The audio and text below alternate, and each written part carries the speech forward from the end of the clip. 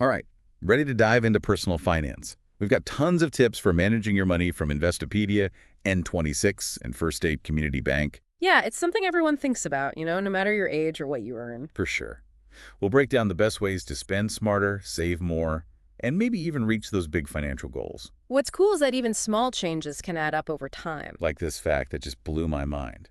Putting aside just €400 a month could lead to, well, some pretty amazing savings. But before we get ahead of ourselves, let's start with Budgeting 101. What's the deal with this 50-30-20 rule I keep hearing about? It all started with Elizabeth Warren, actually. In her book, All Your Worth, she lays out this simple system. Take your income after taxes and split it up 50% for needs, 30% for wants, and 20% for savings. Okay, 50, 30, 20, got it. Yeah. But what exactly falls into each category? So needs are the non-negotiables, the things you absolutely can't live without. Stuff like rent, utilities, groceries, minimum loan payments, transportation, basically anything that keeps a roof over your head and, well, keeps you going. Right, the essentials. Then wants are things that make life more fun, but we could technically survive without them. Exactly, like dining out, entertainment, vacations, clothes shopping, basically all those extras that we enjoy but aren't totally necessary. And then that last 20% is for building a more secure financial future. Exactly. That's where your emergency fund lives, along with retirement savings and paying down any debts. So this 50-30-20 thing, it's a good starting point, right? But is it set in stone or is there some wiggle room? It's more of a guideline, to be honest. You might need to tweak the percentages a bit based on your own situation, like where you live, what your goals are. If you're in a super expensive city, that needs category might have to be a little higher. Makes sense. It's about having a framework, not being rigid. But here's a question for you listening. Does your spending right now actually line up with the 50-30-20 rule? If not, where could you maybe cut back or adjust things? Yeah, it's definitely worth thinking about. Taking a look at your own habits is the first step towards making those positive changes. Okay, now let's get into saving strategies. I was blown away by how much you can save over time just by putting away a little bit regularly. That's the magic of compound interest. What's really wild is that starting early gives your money more time to grow. It's like a snowball rolling down a hill, getting bigger and bigger over time. Wow, that's a powerful image. So where should we be stashing away those hard-earned savings? Well, Investopedia highlights a few different options. One good starting point is a high-yield savings account. It basically gives you a better interest rate compared to those regular savings accounts, which means your money grows faster. So we're already getting a boost just by choosing the right type of account. That's cool. What else is out there? There's also certificates of deposit, or CDs for short. They usually offer even higher interest rates, but the catch is your money is locked in for a specific amount of time. So it's about balancing higher returns with having access to your money, huh? Exactly. It really depends on what you need and what you're saving for. What about money market accounts? Those seem pretty popular too. Yeah, they're kind of a nice middle ground, actually. You get decent interest rates plus the ability to write checks, so it's a bit more flexible than a CD. So like a hybrid between savings and checking. I like it. And here's a tip that Investopedia really stresses. Pay yourself first. Have you ever heard that phrase? Yeah, I have. But what makes it such an effective strategy? It's all about automation, basically taking the thinking and the willpower out of it. You set up automatic contributions to a separate savings account, and boom, it happens as soon as you get paid. Out of sight, out of mind. That's smart. It takes the temptation away. Speaking of making saving easier, First State Community Bank has this really cool feature called Pocket Change. It basically rounds up your transactions to the nearest dollar and then automatically puts the difference into your savings. That's awesome. It's like sneaking in extra savings without even realizing it. Those little amounts can definitely add up over time. Okay, so we've talked about saving, but what about spending smarter? Any advice on that? Absolutely. Think of it this way.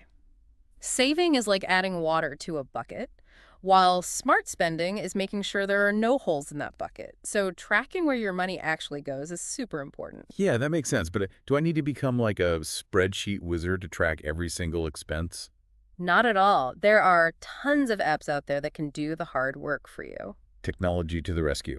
Exactly. First State Community Bank recommends an app called Money Track, which categorizes your spending and helps you see where you might be overspending. Or you can just look at your bank statements, good old-fashioned style. Okay, so we've tracked our spending, and maybe we see some areas where we could be a bit more, well, strategic. What are some practical tips for cutting back? One big thing is to watch out for those recurring charges for things you don't actually use anymore. Oh, those sneaky subscriptions we all forget about. It happens to the best of us. Just taking a few minutes to review your subscriptions and cancel the ones you don't use can save you a lot of money in the long run. It's like finding hidden treasure in your own bank account. Any other advice? Another tip is to try saving up for big purchases with cash. That way, you avoid those high interest rates that can really add up if you use credit. That's a good reminder. I've definitely fallen into the credit card trap for big purchases before, but saving up makes so much more sense. It helps you avoid debt and those extra interest charges that can eat into your savings. Now, before we move on, what else should we think about when it comes to personal finance? It's not all about budgeting and saving, right? You're right. Protecting yourself financially is also crucial, and that's where insurance comes in. All right, insurance. That's important stuff. Let's get into it. Investopedia really emphasizes having the right insurance to protect yourself from those unexpected things life throws your way.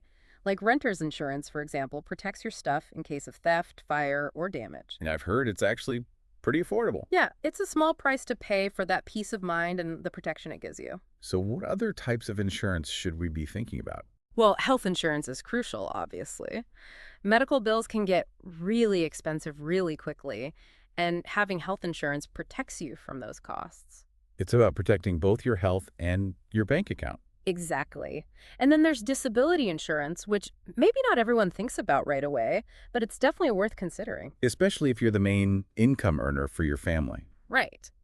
Disability insurance basically replaces some of your income if you can't work because of an illness or injury. It's like a safety net for your income, just in case something unexpected happens. So it's all about mitigating those what-if scenarios that could really hurt you financially. Exactly. And speaking of things that can derail your finances, let's talk a bit more about that concept of lifestyle creep. Oh yeah, that sneaky enemy of financial progress. It's something we all need to be on the lookout for. It's that tendency to spend more as you earn more, you know? You get a raise, a promotion, maybe a bonus, and suddenly you feel like you could afford to treat yourself. And then before you know it, you're spending way more than before, even though you're making more money. Exactly. It's a slippery slope that can sabotage your efforts to reach your financial goals. So how do we fight back against this? It's all about being mindful and deliberate with your spending. Just because you have more money coming in doesn't mean you have to automatically upgrade your lifestyle. So maybe instead of instantly spending that extra income, you could focus on saving more or investing it for the future. Exactly. It's all about shifting your focus from immediate gratification to long-term financial well-being. Like investing in your future self instead of giving in to every impulse. Precisely. It's all about making choices that align with your values and your goals for the future. Now, I have a question for everyone listening. How do you actually define financial success for yourself? Is it all about just having a lot of money, or is it something more than that? That's a great question. Financial success probably means something different to everyone. Absolutely. For some people, it might mean having the freedom to do what they love without constantly worrying about money. For others, it might be about feeling secure, knowing they have a solid financial foundation to fall back on if anything unexpected happens. And for others, it might be about leaving a legacy, using their money to make a positive impact on the world. At the end of the day, it's really about figuring out what's truly important to you and then making financial decisions that support those values. Exactly. It's a personal journey, and there's no one right answer. Well, this has been incredibly insightful. We've already covered so much ground, but hold on to your wallets because there's more to come. We'll be back soon with even more practical tips and advice to help you take control of your finances. Welcome back. We're ready to dig deeper into personal finance, giving you the tools to make smart money decisions. It's about feeling in control of your finances, Less stress, more possibilities. Absolutely. Yeah. And remember, it's not about being perfect. It's about making progress. Building on what we talked about earlier, those smart spending habits, those little things can really make a difference, right? Oh, yeah. It's crazy how those small expenses add up over time. It's like they say, death by 1,000 lattes. Exactly. Those daily coffees, the impulse buys online, they seem small at the time, but they can really put a dent in your savings goals. So what are some tips for combating that, the spending creep? Being aware is the first step. Like we said, track your spending, use an app, look at your bank statements, whatever works for you. Once you know where your money's going, you can start making better decisions. Right, those budgeting apps or just taking a few minutes to go through your bank statements. Once you see those patterns, what's the next step? Well, then it's about making a conscious choice, Right? identifying those areas where you can cut back. Like those subscriptions we were talking about. Exactly. And just try to be more mindful in general before you buy something. Ask yourself, do I really need this, or is it just a want? That's a good question to ask yourself. It helps you separate those impulse buys from the things you actually value. It's all about being intentional with your money. Sometimes that means waiting a bit longer to get what you want. Instead of that instant gratification, you save up for something you really care about. Exactly. That way you're thinking long term instead of just short term.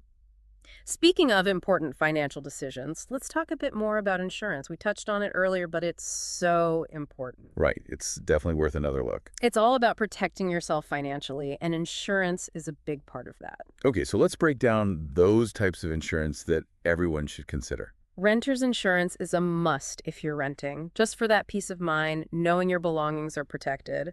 And it's usually pretty affordable, too. It's a small price to pay for that protection, that's for sure. What's next? Health insurance, of course. In this day and age, you definitely don't want to be without health insurance. Medical costs can get out of hand so quickly. It's about protecting your health and your finances at the same time. Exactly. And then there's disability insurance. That might not be the first thing on everyone's mind, but it's something to consider. Especially if you're the main source of income in your family. Right. If you can't work because you get sick or injured, disability insurance can help replace part of your income. It's like having a safety net there, just in case. It's all about planning for those what-if scenarios that nobody wants to think about, but they can really impact you financially. You got it. And while we're on the topic of potential financial pitfalls, let's bring back that idea of lifestyle creep. Oh yeah, that sneaky one. It's so easy to fall into that trap. It's that tendency to spend more as you make more. You get a raise, maybe a promotion, and suddenly you feel like you deserve a little upgrade. And then boom, Yeah. you're spending way more than before, even though you have more money. Exactly. It can really set you back when it comes to reaching your financial goals. So what can we do to avoid that trap? It all comes down to being mindful, really thinking about your spending habits and making deliberate choices. Just because you have more money doesn't mean you have to spend it all. Right. Maybe instead of automatically spending more, you could put that extra money into savings or investments. Now you're talking. It's all about making smart choices that will benefit you in the long run. It's about thinking about the future, not just the present moment. I want to ask our listeners something. How do you define financial success for yourself?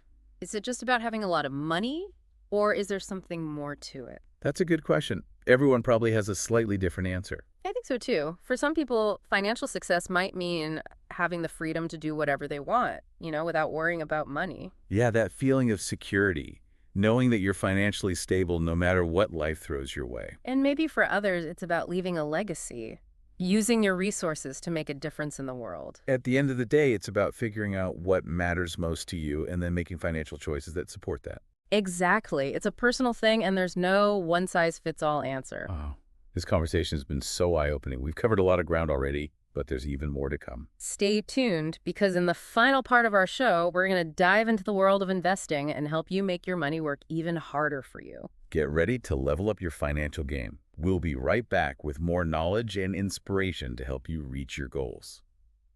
Welcome back for the final part of our personal finance deep dive. We've covered a lot of ground already. Budgeting, saving, smart spending. And now it's time to talk about something that can really make your money work for you. It's time to talk about investing. Exactly. Investing is all about growing your wealth over time. But I think a lot of people find investing a bit intimidating, especially if you're new to it. It can definitely seem overwhelming at first, but let's break it down step by step. Okay, that sounds a lot less scary already. So where do we even begin? Well, the first thing is to figure out what you're actually investing for. What are your goals? Right, like are we talking early retirement, buying a dream home, saving for our kids' education, or maybe a little bit of everything? Exactly. Having those clear goals in mind will help you figure out what kind of investments make sense for you. It's all about having a strategy. Makes sense. So once we know what we're aiming for, what's next? The next thing to consider is your risk tolerance. How much risk are you comfortable taking on? So are we playing it safe or going for those big wins, high risk, high reward kind of thing? It's really about finding that balance that works for you. Some people are naturally more cautious. They prefer those slow and steady investments, while others are more comfortable taking bigger risks for the potential of higher returns. Yeah, that's a big factor. Your risk tolerance will shape your investment choices. Absolutely. It influences the types of investments you choose and how you decide to spread your money around. Speaking of investment types, have you heard of stocks and bonds? Yeah, those are the ones you always hear about. But to be honest, I'm not really sure I understand the difference. Okay, so stocks basically represent a piece of ownership in a company. The stock market can be pretty volatile, ups and downs, especially in the short term. But over the long haul, stocks have historically done pretty well. So it's more of a long game, not a get-rich-quick scheme. Exactly. If you're investing for retirement, for instance, you have time to ride out those bumps in the market and let your investments grow. Okay, that makes sense. Yeah. What about bonds? Those seem like a safer bet, right? Bonds are generally considered less risky than stocks. Basically, they're loans that you make to the government or to corporations. So you're lending out your money and earning interest on it. That's the gist of it. Bonds can add some stability to your portfolio and provide a steady income stream, which can help balance out some of that risk that comes with stocks. I've also heard about these things called mutual funds and ETFs. What are those all about? Mutual funds and exchange-traded funds, ETFs for short, are basically baskets of stocks or bonds. So instead of picking individual stocks or bonds, you're investing in a whole bunch of them at once. So it's like spreading your risk around instead of putting all your eggs in one basket. Exactly. That's called diversification, and it's a key strategy for managing risk in your portfolio. Wow, it sounds like there's so much to learn about investing. But it's good to know there are options out there for everyone, no matter your risk tolerance or your financial goals. Absolutely. But here's the thing, investing always carries some level of risk. There are no guarantees when it comes to returns. So it's super important to do your research and understand the potential risk before jumping in. Maybe even talk to a financial advisor. Right. Especially if you're new to investing, a financial advisor can be incredibly helpful. They can help you create a personalized plan based on your goals and your risk tolerance. It's like having an expert in your corner to guide you through all the complexities. Exactly. They can provide insights and advice that can really make a difference in the long run. So as we wrap up this deep dive into personal finance, I think the main takeaway is that it's never too early or too late, for that matter, to start taking control of your financial well-being. Couldn't agree more. Whether you're just starting out on your financial journey or looking to step things up, taking action is what matters. Remember those budgeting basics we discussed earlier, setting clear goals, and developing those healthy saving habits? Those are your foundation. And don't forget, personal finance is an ongoing journey. There's always something new to learn, new strategies to try, and ways to improve. It's all about making informed choices and finding what works best for you to achieve your financial dreams. So to all our listeners out there, I have one final question for you. What's one small step you can take today to move closer to your financial goals? Maybe it's setting up that automatic savings transfer we talked about, or maybe it's finally canceling those subscriptions you don't use anymore. Or maybe it's starting to research those investment options we discussed and figuring out what makes sense for your situation. No matter how small it seems, any step you take is a step in the right direction. We hope you found this deep dive helpful and inspiring. We've covered a lot of ground, from budgeting basics to smart spending habits, insurance, and even the exciting world of investing. Remember, financial success is within everyone's reach. It all starts with taking those first steps, making smart choices, and sticking with it. So until next time, happy saving and investing. If you enjoy our daily news podcast and want to stay updated, don't forget to hit the subscribe button and turn on the bell for notifications. Your support really helps us bring you the latest news every day. Thanks for tuning in, and we'll see you in the next episode.